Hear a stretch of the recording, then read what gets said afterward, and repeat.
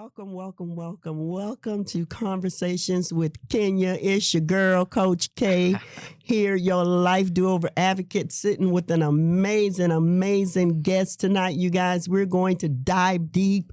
We're going to go deep. And this is going to be really, really exciting. Listen, what I need you to do, I need you to go over to the YouTube channel, hit subscribe so that you can follow what we're doing here, what I'm doing here, and that you can help me build this and get this information out. So once again, it's your girl, Kenya, your life do-over coach, Coach K, and I'm here with the amazing, amazing Walt Dunn. We're not strangers. We are familiar, very familiar with each other because he was actually the guest on my second show almost 3 years ago, you guys. So we're excited to be doing this again right here in the studio of Felons Ain't Failures. We need you to check them out as well. Listen, so we're going to have a conversation tonight. On my ride over here, I was having a conversation with myself thinking, Mr. Dunn does this, y'all. He do this. Like when I tell you interviews, if you don't know who he is, please go Google him and he'll come right up. But he does this. He does interviews all over on TV, radio. He travels, he speaks. He's amazing. He's in the trenches and he's doing the work. But I'm going to let him tell a little bit of his story. But I wanted to come on and talk with him because I sit and interview and have conversation with individuals that have been incarcerated. This is the whole purpose of my show, to inform, educate, encourage, and build up those who may be dealing with the criminal justice system. We want to bring some awareness. We want to be on the front line fighting. We actually want to make some changes, y'all, some real impactful changes. And so I was thinking, man, I've had several amazing individuals on the podcast, but each and every one of them, they were guilty. They had actually done the crime. Now, the time probably didn't match the crime. State of Florida. Because they look like me and you. However, they had done some crime, and you do the crime, you gonna do some time. But tonight, you guys, I'm sitting with the amazing Walt Dunn, who actually did the time and did not do the crime. That's right. He has an amazing book out called Through Innocent Eyes. And I'm going to let him talk about that and share where you guys can actually get that from.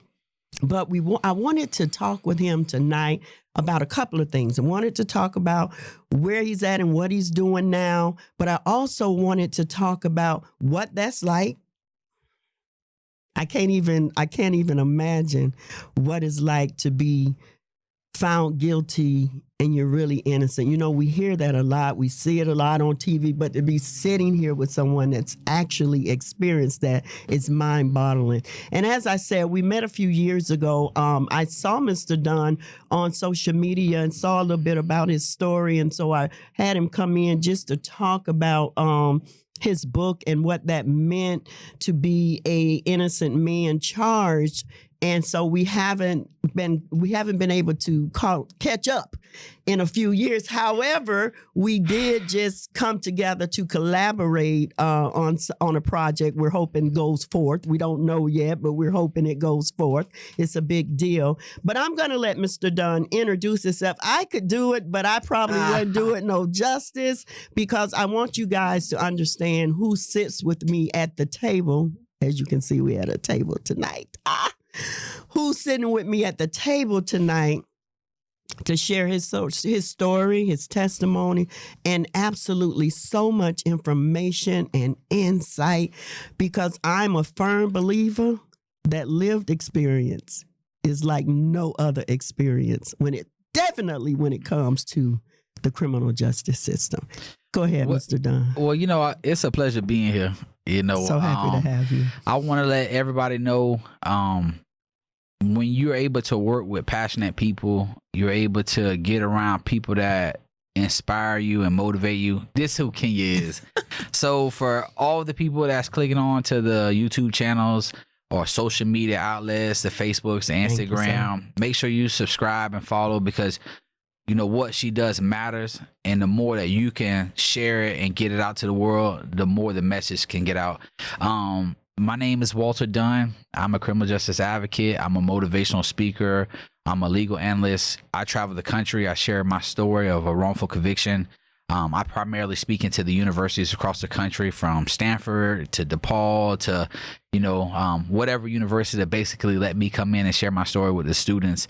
You know, it's important to reach this population of people. That's who I go after, because these are going to be our next criminal justice stakeholders. These are the people who want to be law enforcement. These are the people who want to be the next judge, attorney. And it's so important for me to get my story in front of them so they understand not to judge anybody, to do your homework, to be vigilant in your work. So when I get a chance to share my story across the country, it's a shockwave that, our criminal justice system does fail people. I'm a product of a wrongful conviction, and it's important for me to be able to get my story out there. So for my information, like Kenya said, you can go to LinkedIn. That's primarily where I get all my information, where I put all my, information out. You can just type in my name, Walter Dunn. My Instagram and everything else is at Motivational Walt. I guess, Kenya, where I'm at is, you look at our civil rights leaders. Mm-hmm. Man, this is gonna be good. We saw how important Dr. King's walk was. This was a man who was jailed too. He was put in Birmingham. He was jailed too. But, and I may be wrong for saying this, but since I've been invited here, I feel like, I need to continue always be, because I tell my family and my friends, I'm a truth teller. Yes. So if you want to ask me something, just know you gonna get the truth. So you got to kind of like brace onto it. But, and I'm going to say it, there are certain men that come along in periods of time. Like you look at Martin Luther King and how hard he wanted to end segregation. You could feel the passion when you heard him speak. You get around people like Jesse Jackson and Al Sharpton. And, the great men come along. And then I feel like that era has died down. Like the people who were really standing firm in the gap, wasn't afraid to speak, wanted to get into rooms where they could not only make sure that their voices heard, but also speak on behalf of others who couldn't be there. Yes. And I feel, I would love to be like the modern day Martin Luther King. Ooh. I would love to be that guy that you could count on to be able to say what needs to be said and not be afraid or intimidated because of the powers that may be, or the political backends, or people who have more money, or they use their financial powers to silence you. Yeah. I feel like, from what I've been through, and to be able to look in many sons and daughters' eyes who may never come home, that it's important for me in my journey to not only advocate for those that are incarcerated, but also seek change. So true, I go around and I share my story because it's what's able to get me into those spaces, but a real leader, it's no longer about them. So when I go and I sit on these criminal justice summits and conference, I'm keen to listen to how many people speak about me. Yeah. It's no longer about me. Yeah. I've already got here. Yeah. It's about speaking up for those who don't have the same privilege. And to me, that's the definition of a leader. Not somebody that's going to get on there and beat their chest about what you're doing, or if you're working hard, your work going to speak for itself. That's right. I don't need to get up here and tell you how many schools and conferences. You could go online, you could see my work speaks for myself, but it's about, I go back into the prisons, I speak life into people who need that hope. Motivational speaker. I go to city council here in Tampa, Florida. I speak in front of city council about the importance of transition and reentry work for, incarcerated people. So we're going to pause right there. We're going to pause right there because you said so much, and I wanted to jump out of my seat for real. I'm serious because I just had a conversation this week with, this week with the clients that I work with. So for those of you that don't know, Mr. Dunn is fully aware that I currently work as a job coach with reentry and returning citizens, those who've been impacted by the criminal justice system, right? So every single day I get to stand before them. And sometimes I'm a little hesitant.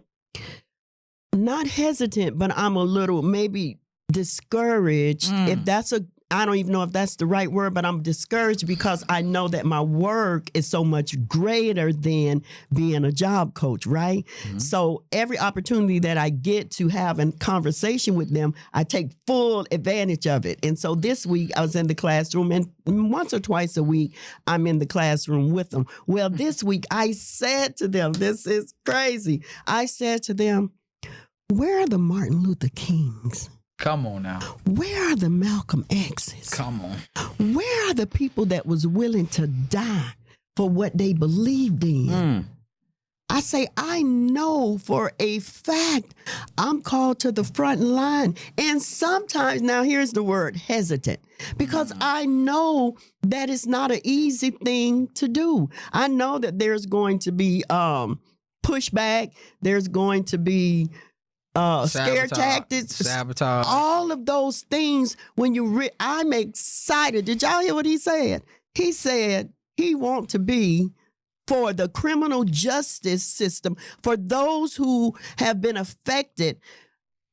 He our Martin Luther King, y'all.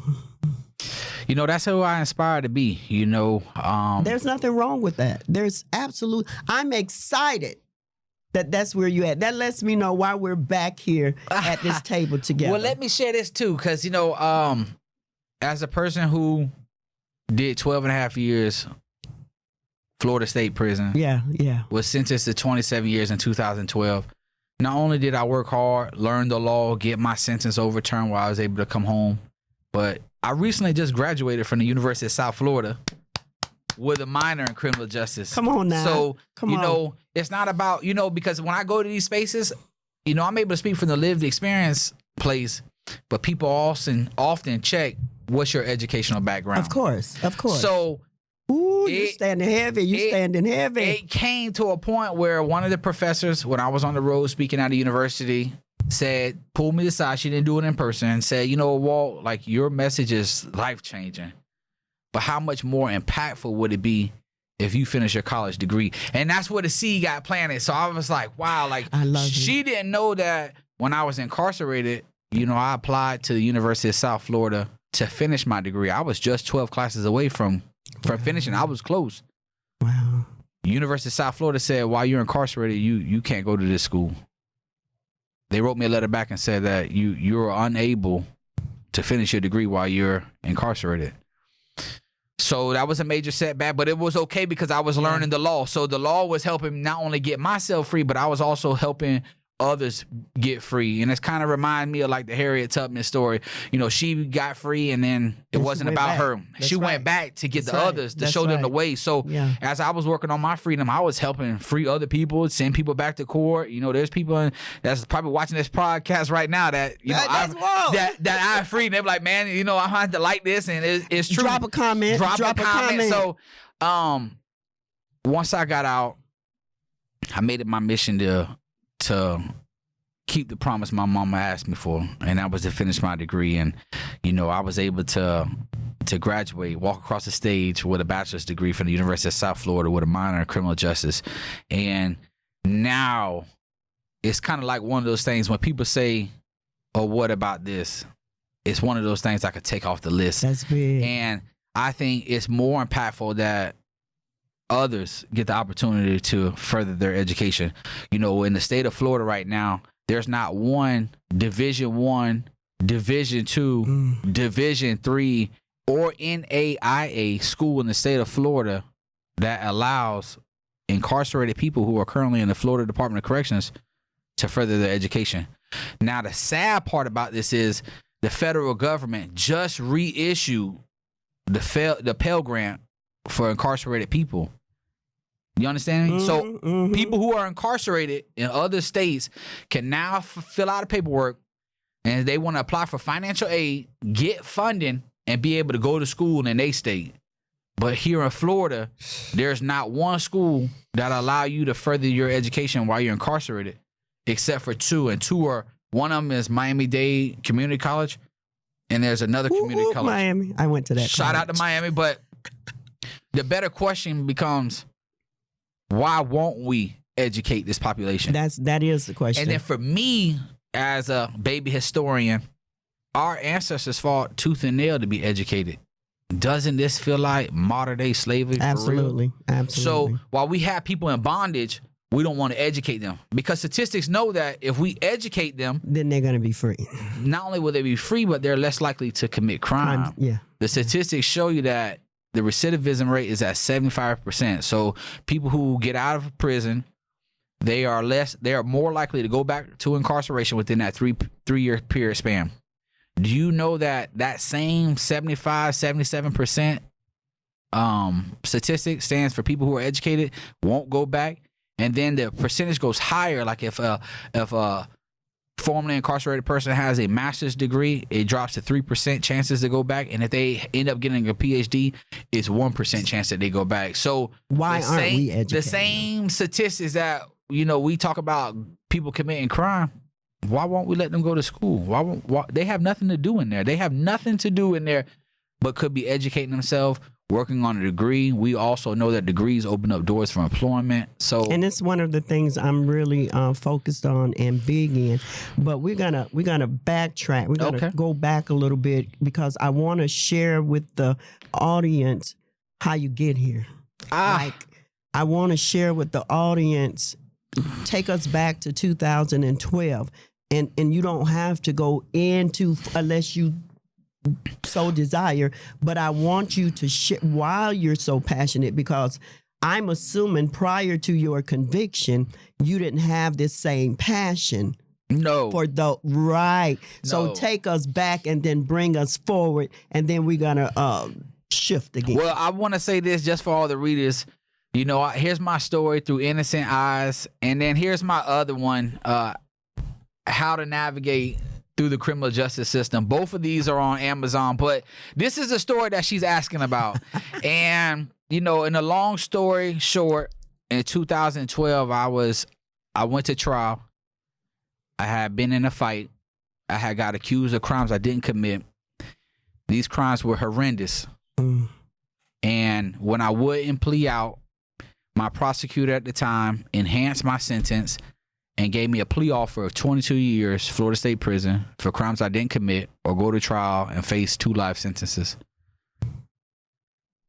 My mama, told me that if you plea out for something that you didn't do, don't call me, because that's not the man that I raised. And the man that I raised is going to stand firm no matter what pressure has been put on him. And she gave me the encouragement that I needed to go to trial. I went to trial. It was a 5-day trial. Not a jury of my peers. Nobody looked like me. Nobody was my age. And my trial went 5 full days, Monday through Friday. And my jury went into deliberations on Friday, and they had been in deliberations for 7 hours. The judge calls them back in and says, it's nearly 5 o'clock. If you can't come back with a verdict, we're going to come back here tomorrow, because that's how important it is. 45 minutes later, they came back. Wow. Guilty, 4 out of 5 charges. 30 days later, I was sentenced to 27 years, Florida State Prison. So, I won't give you the whole skinny, because the book is a page turner, and it'll tell you everything you want to know. But prior to my incarceration, and it's so funny because life is full circle. Prior to my incarceration, my degree at University of South Florida was in communications. Wow. I wanted to be a sports broadcaster. I wanted to talk sports with people. And so in the long shot, I thought I even had a ESPN tape that I had did here in Tampa. And it was a tape that kind of inspired me to wanting to go into broadcasting, because I thought in the all shot world that I could be on ESPN late night talking about sports. And tune in to me. But when I went through this situation, I often tell people, this is where I found my purpose at. I was gonna say, so that's you said full circle. And now it's no longer about me because I was able to regain my freedom. So let me ask you this. This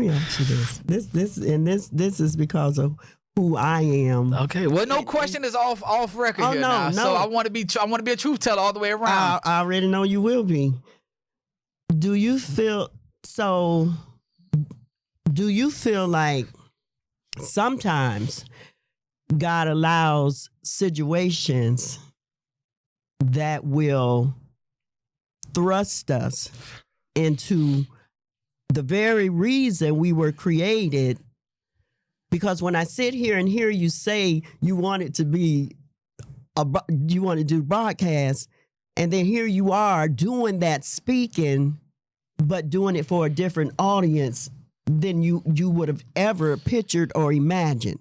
So my question to you is, I know how I would answer that. However, the question is proposed to do you believe that God will allow certain things in our lives to take place to thrust us on the path of what was already predestined?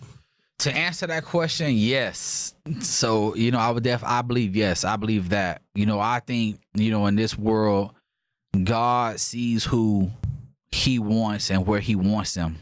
And a lot of times we are not on that path. We're not on that course. And sometimes he's got to push a different path on that GPS and send us somewhere else. But somebody explained it to me, in a godly way for me to understand. I was told David wasn't given a crown. That's right. To become king. That's right. He was given a battle. Wow. And David battle was Goliath. Come on. We talking this tall giant, this guy who was a fierce warrior, and God didn't give the crown to David. He gave him a battle, and once David was able to be victorious in that battle, then he was crowned king. I'm not saying I'm some king, but I understand from that theory what my battle was. And once I was able to overcome that battle, I'm able to see God moving in my life where I could touch the lives of many, where I could sit down with students all across the country, where I could sit down with parents all across the country. I could sit down with going back into the prisons where people need the hope and reassurance that everything's going to be all right. I feel like that's my responsibility. Wow. So I went back. So I know Mr. Dunn. The first time we met almost 3 years ago, Mr. Dunn is very big on education. He think it's one of the most important things to reduce incarceration.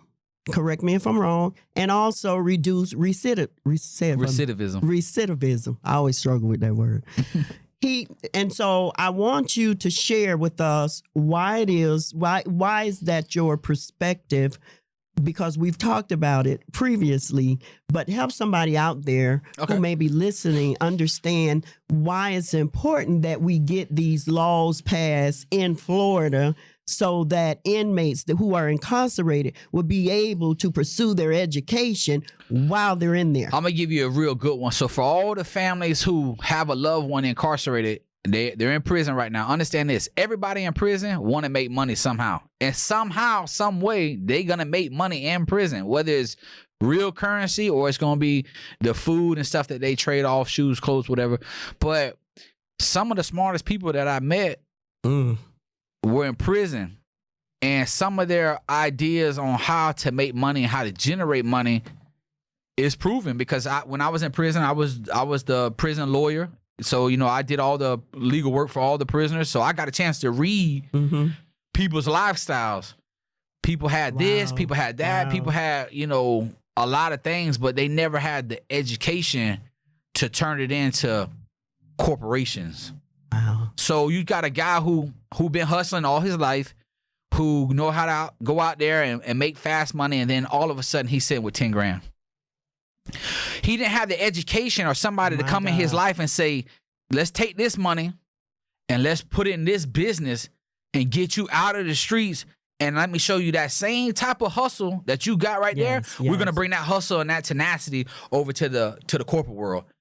some of these people that are in our corporate world or corporate giants, they got a mean hustle game, but they only got there because of one or two ways. Either they were a generational baby, meaning that like somebody passed the wealth to them, or somebody gave them a helping hand to get into this game. Yeah. So for most minorities, for most people of color, for most people who come from a disenfranchised background or poverty, you know, the only way to know how to make it is to go out there and get it. That's right. And I know it's wrong. Right, Okay? right. I know it's wrong. And I say it on record, it's wrong. To go out there and sell drugs or commit crimes is wrong. I get it. Mm-hmm. But I understand the mindset when they don't have no other option. You know, off record, we were just talking about that in my community. I don't care what you do or how good you come, you can't get a job. You know how many people call me? I'm a personal business owner. Yeah. Where I hire people and give them opportunity because I understand the struggle. I'd rather put something in their pocket versus them to lose what they have going for them and commit a mistake and they calling me for a different reason. So I think how important education is that if we would give the 88,000 people that's sitting in prison the opportunity, some of them might not take it, but I think half would if they knew that they could apply for financial aid. Yeah. And the financial aid would cover 2 or 3 classes. Agree. I'm inclined to think that there's enough people. I took over 42 programs while I was in prison. I said in 42 classes while I was in prison, I would have not only finished my bachelor's degree, I would have finished a master's. I probably would have been working on a PhD by the time I got released. That's right. But I was never afforded opportunity. And there's no reason that a legislator, somebody who is in politics, or even as high up as our governor can give me a real answer on why the opportunity is not made available. Other than you want to keep them in prison and uneducated. I was able to get out and go back to school. You know, and I had 2 incredible people write a letter of recommendation from the University of South Florida that helped me get back into school through the admissions process. But those hurdles shouldn't be there for people that's incarcerated. We already facing enough hurdles as it is, being somebody who did time. You know, and I just think it's a tragedy that they don't have the ability to further their education. And that's really interesting because most of the clients that come through our doors, when I sit down with them, because I'm sitting with them to get their job history, even if it was in prison, I'm sitting to get their job history, what experience they have, what skills they have, right? 95% of them that sit before me, and that's pretty accurate. 95% of them sit before me, and one of the first things they ask is, what vocational opportunities are there? Yeah, because they're asking that because, one, the Department of Correction doesn't teach trades. You know, they have them in there, but like they're not at every prison. And the sad thing about it is you can work for places like Pride and stuff like that, but the Department, let me just put this out because I'm a truth teller. The Department of Corrections is a $7 billion industry. Yeah. They generate $7 billion. Yeah. Prison in the state of Florida has overtaken tourism. There's no more Disney World or Miami Beach. They've overtaken agriculture. You don't even hear about the Florida oranges no more. We can't get. You can't even talk about orange juice no more. We used to be known. Now you're right. You get some Florida orange juice around here. You can't even talk. Wow. You can't even talk agriculture. Wow. So now people don't even. You don't hear about the snowbirds coming. You might see it a little bit because of the influx of people buying homes, but that vacation and coming down, like we're losing out on so much because prison has risen to the top in the state of Florida. That is the number one money maker. And then it'd be nice to look behind the scenes and look at all the key players that's getting a paycheck out of that $7 billion. You'd be surprised. You'd be surprised at how many people are getting paid because the prison system is open. There's more prisons. There's more prisons that need to be built. There's more reentry centers. Or we want to fund so much about prison, but just from a real standpoint. Let's say it. Go ahead. If I'm the Tampa Bay Buccaneers, one thing I love about the Bucs is they give back to their community. They do. They out there fundraising. They send the players to the school to talk to the children. They open up the stadium doors to let people come in. They do all types of great work Shout out to Brian Glazer. You know, he even comes down and talks at the city council. But they are open about putting money back into the community. Okay? That's what I love about the Bucks. You don't never hear out of $7 billion that they're putting money back into the community.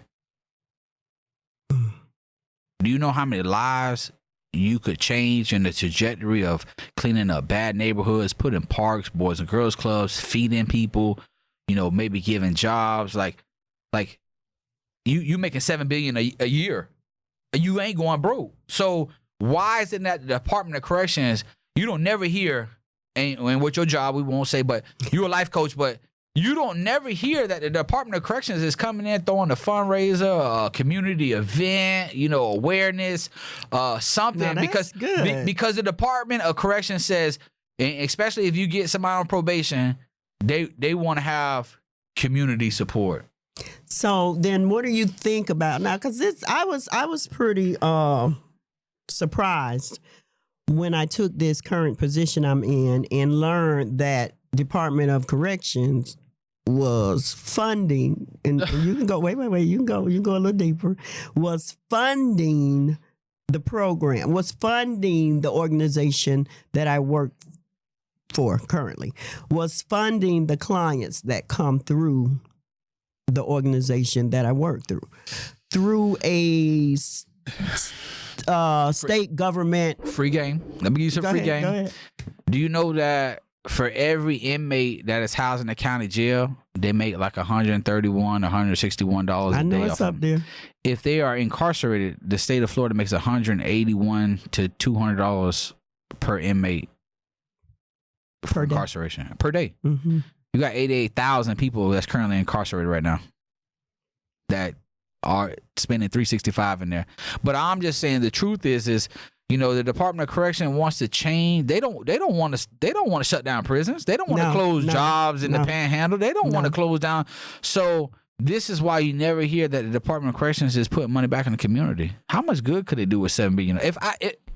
If I had $1 billion, I'm gonna take care of my mama first. Okay, and then you gonna take care of your community, and then I'm gonna take care of my community. Absolutely. I'm gonna make sure that if I'm a billionaire, I'm gonna make sure that if I gotta open up some fast food restaurants, some centers, or we gonna be giving out jobs so that way everybody's making money, and that way the crime goes down. You know, I have partnerships with you know our police departments, our sheriff's departments, you know, our state troopers. You know, these are our friends, but we got to be able to utilize one another instead of saying we just making money off you. Correct. And that's just where we at. That's exactly where we're at. And you said so much. And one of the things I'm very passionate about is being able to personally, as my own organization, not going to another organization, but as my own organization, being able, and one of the things I'm currently working on, to employ returning citizens myself. As a job coach, y'all, I do a lot of begging. Can't get the funding. I do a lot of begging for jobs. Because the companies that say yes, they're on this list, great big old list that says we are felon friendly. We hire felons. This list been out since 1930, yo. We hire felons, right? I was like, ooh, yeah.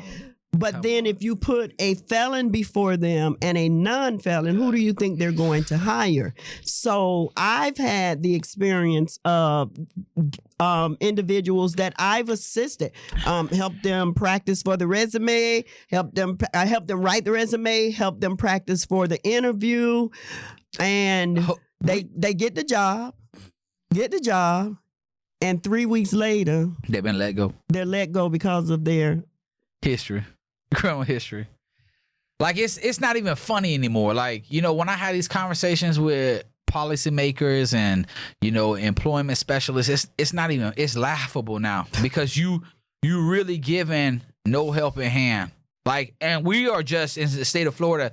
Like, California is such a progressive state. Like, they have their laws, but like they are like a cut above with helping people get back into the workforce. Now, felons in the state of Florida, they can get hired at a McDonald's or a Wendy's. But I'm gonna tell you like this: after that first date with that girl, that money gone. half that money gone. So like, and who am I really working for? Like, let me take a second and shout out the. I have to do this because I worked with I worked with about 20 individuals to help them prepare and apply for what we have in the city of St. Pete called Future Mayor Academy. Mm-hmm. So it's a program where the city of St. Pete hires individuals, put them through training. They don't have to have any training. They train them, put them through a training. It's called for 18 weeks. They go through this academy, right? And I know that City of St. Pete truly is a felon friendly organization, right? They hire felons. Well, two of the clients that out of the 20, two of the clients got in from my organization, right?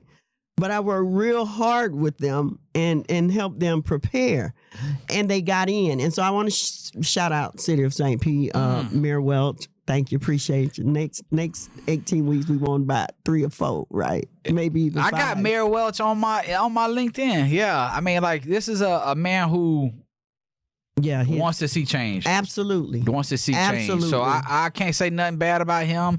You know, I got a chance to see some of the work. You know, maybe like a year and a half ago, 2 years ago, they brought Brian Stevens here to St. Pete. Absolutely. You know, and I got a chance to be in that room.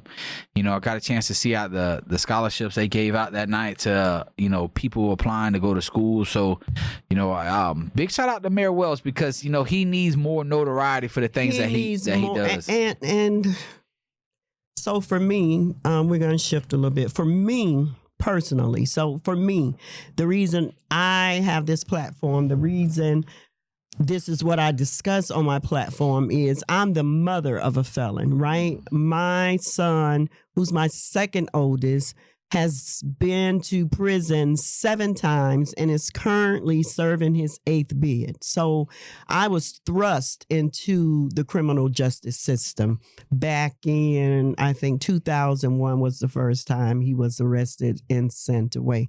And that was a juvenile boot camp. So he's been in and out of prison. And I didn't just sit on the side. I began to study and do research because not only did I want to know or learn how the criminal, you know, because you hear all your life, oh, they cricket, oh, they do this, you know, and you don't really pay that a whole lot of attention until you're involved with it, right?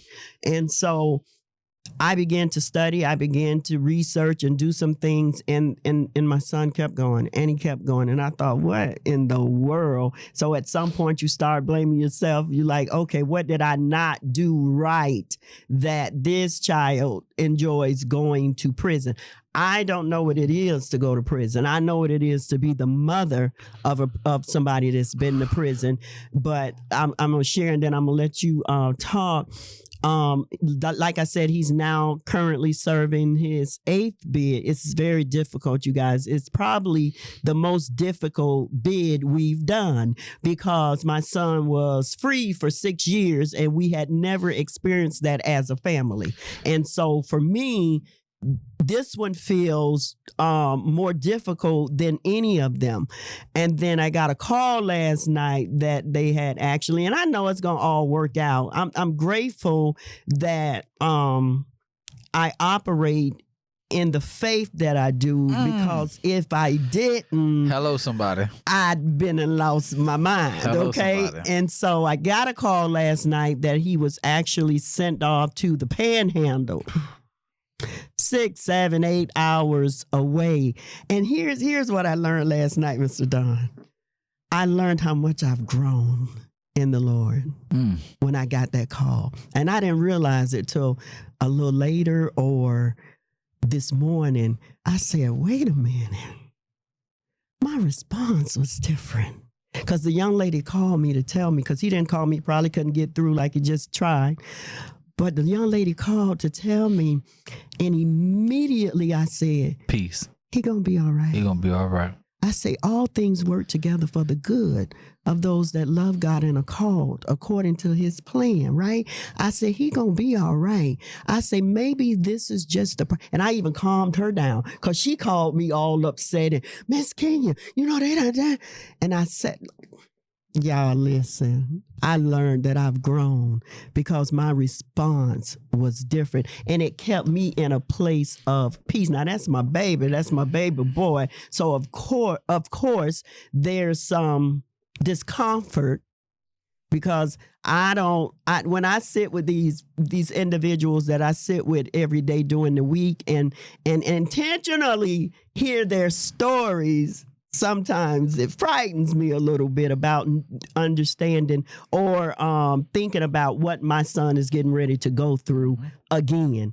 And I've learned that a lot has changed in the prison system since 6 years ago when he was last, or I'm close to 7 years now, last incarcerated. So I come to you guys from the lens of a mother, and you can share a little bit what that's like, because here's what I say. I had a conversation, second show with some young ladies. We did a show called We the Mothers, and there were 3 mothers who are mothers of felons, incarcerated or previously incarcerated, right? And I sat with those women. I said, I don't know what it's like to say that he was, or we haven't, I don't know what it's like to sit in a mother's seat and experience what your mom has experienced. Even though you were innocent, but to have your son go away and come back and be so impactful, life has really changed, right? I don't know what that feels like. I'd love to have a conversation with your mother. You definitely call her. She gonna talk to you for 3 days straight. I think, for your son, we got to get him away from the environment that he's in, because when you go back that many times, it's a signal that you ain't tired of taking them gambles. And when a person knows that that's the way to survive, that's all they know. So he feels comfortable going back and pulling the same moves that he did in 2001. It's got to come either from changing his environment, or he got to get tired himself. And the truth of the matter is, if he ain't gonna get tired himself, he gonna continue to repeat the cycle.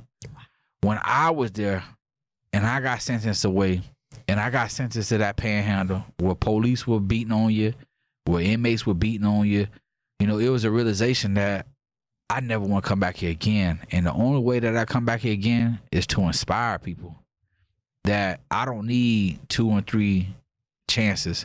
I need one time, and the time that they gave me was a long football sentence. Most of these people, like your son, he getting the 24 months, 18 months, year and days. Yes. He hasn't been set down for over a decade to watch technology change. I've always said to watch life change. The roads come back differently. The food places are different. People dressing different. When I left and I came home, it's like I stepped into a whole nother world. Yeah. But one of the things that got me prepared, and I even shared this, I wasn't, as much as I prepared, I still wasn't prepared. Yeah. I just knew that I wanted to change and speak out, because what was done to me is done to a lot of people who look like me. Yeah. Who get railroaded, who get taken advantage of, who don't have the financial resources to fight the system, who get made caught up in something, and then you have an aggressive prosecutor that wants to, build her career on your conviction, and the games that they play in the courtroom. And I got lawyer friends right now. I got judge friends. I got friends I can call on my phone right now that are judges that sit on the 6th Judicial Circuit, which is St. Pete, and the 13th Judicial Circuit, which is in Tampa. But I know what really take place in that courtroom.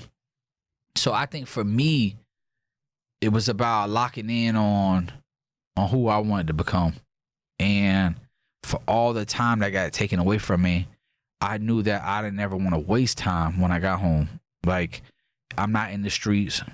I'm not running around looking for girls at night or trying to be on everybody's DM or texting and you trying to be this type of person. So I don't have the distractions of females.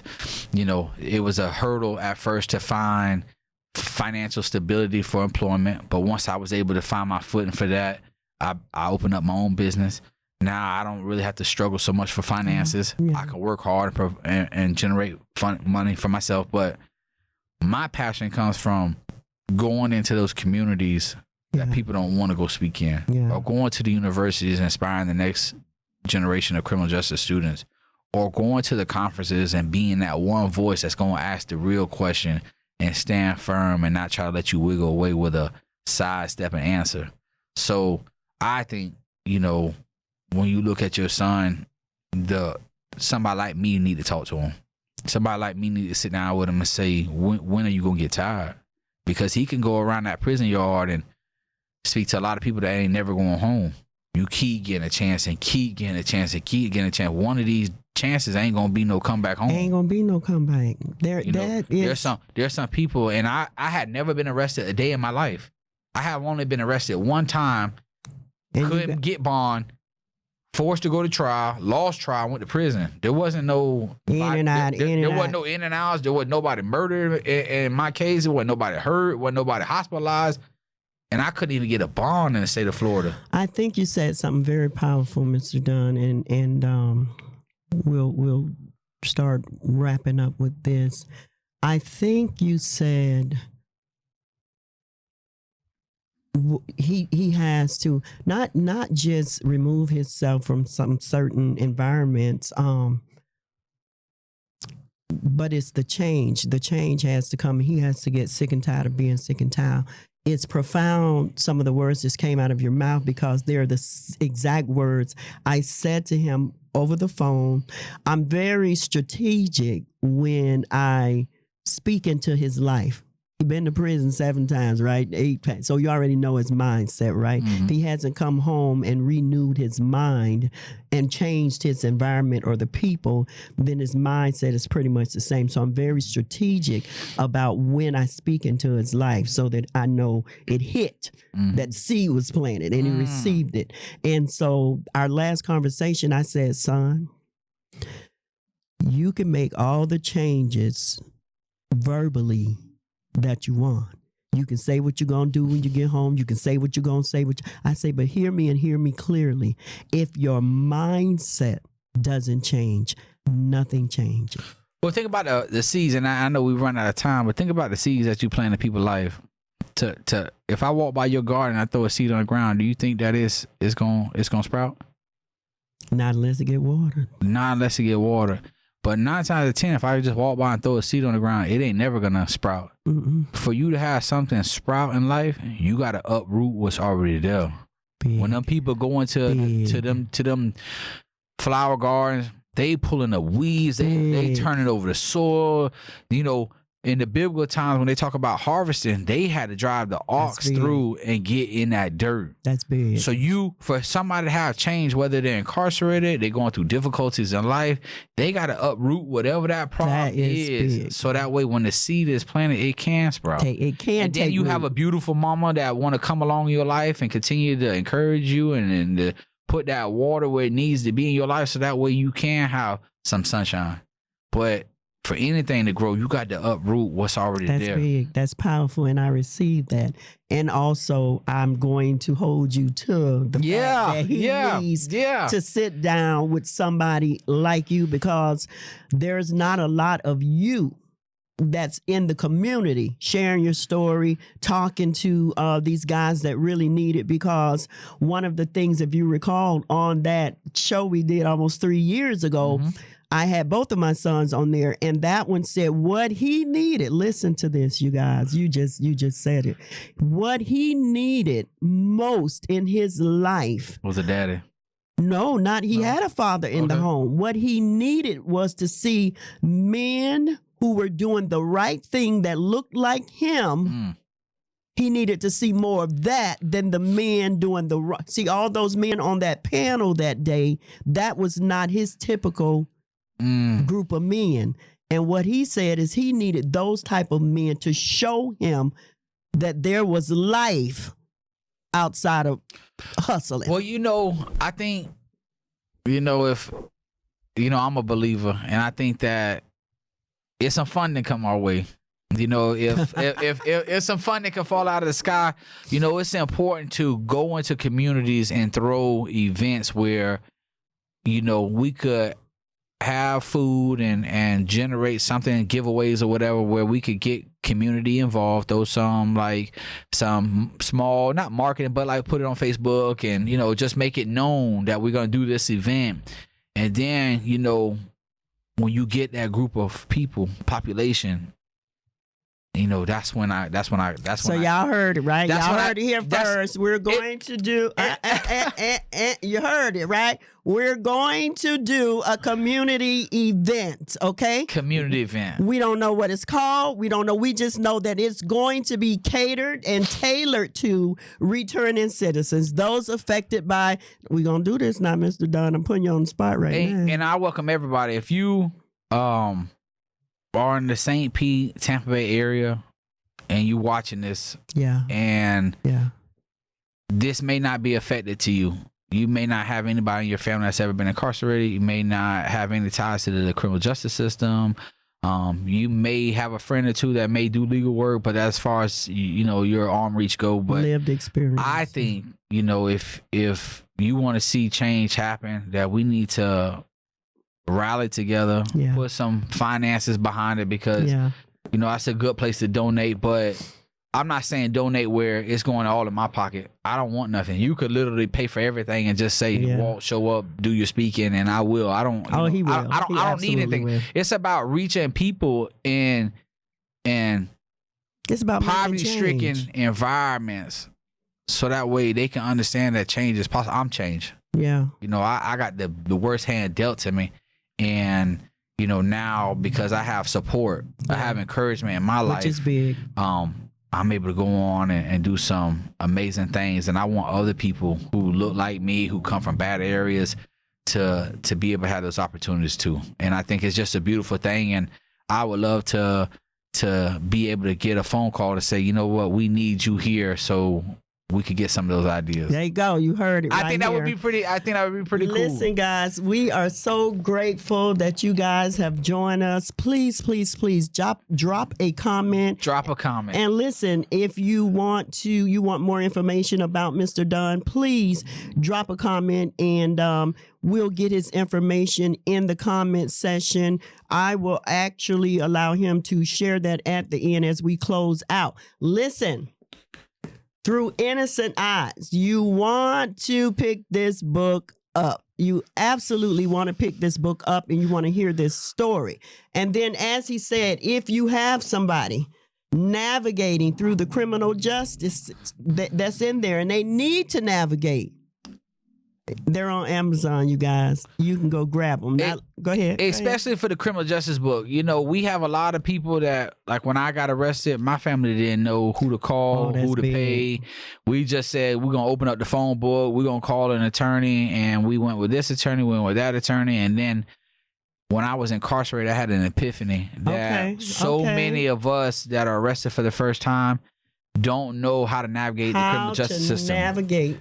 So now I wrote a book, 116 pages, on what you need to know to get your child home like I came home. And I didn't put the book on Amazon to become rich. If you look for criminal justice books on Amazon, they're $400 or $500.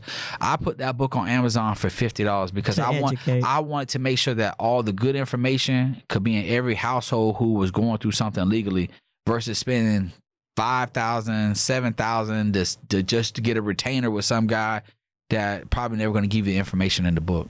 And then, you guys, listen, we've talked about purpose tonight, and that's because we believe it's really, really important, not just to find what you're passionate about, which is linked to your purpose, but it's really, really important to discover the very reason you were created and sent here, right? And sometimes it may take a hard battle for that to come into manifestation.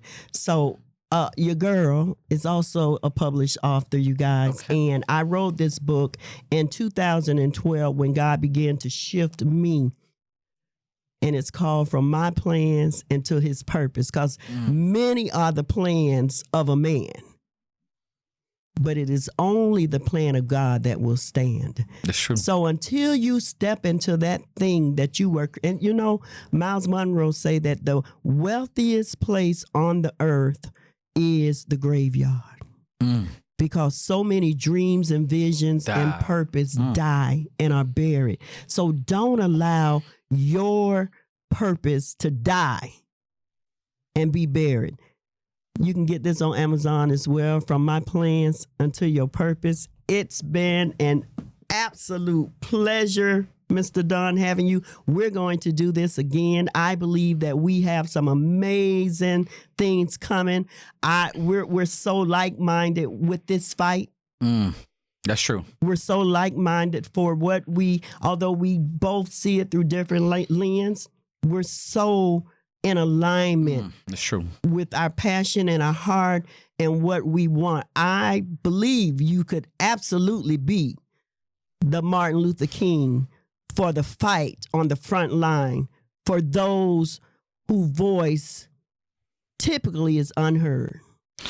You know, it's just something that I want. You know, I want to be able to, you know, speak in all spaces. It's not just, you know, going back into the prisons. It's not going to the college campus. It's not going to the criminal justice conferences around the country. You know, I want to be able to speak in boardrooms. I want to be able I want to be able to speak in, you know, big time sports organizations. I want to go to the places where I know that people have the pockets to make change. I go and spend my own money and go into the community. I go into the prisons and spend my own money. I want to be able to go speak in certain places where I know you could hear me speak and you'll want to get on board to help. And whether it's a tax write-off for you or you just want to do something to feel good, we need your help. It sounds like you want to be all things to all people. To all people. Yeah. All right, you guys. Thank you so much. Drop a comment. Go hit the subscribe button. Listen, new video drops every Wednesday. The new show. Appreciate you guys. Love you guys. It's your girl, Coach K, here in St. Petersburg, Florida, with my amazing guest, Mr. Walter Dunn. And we out.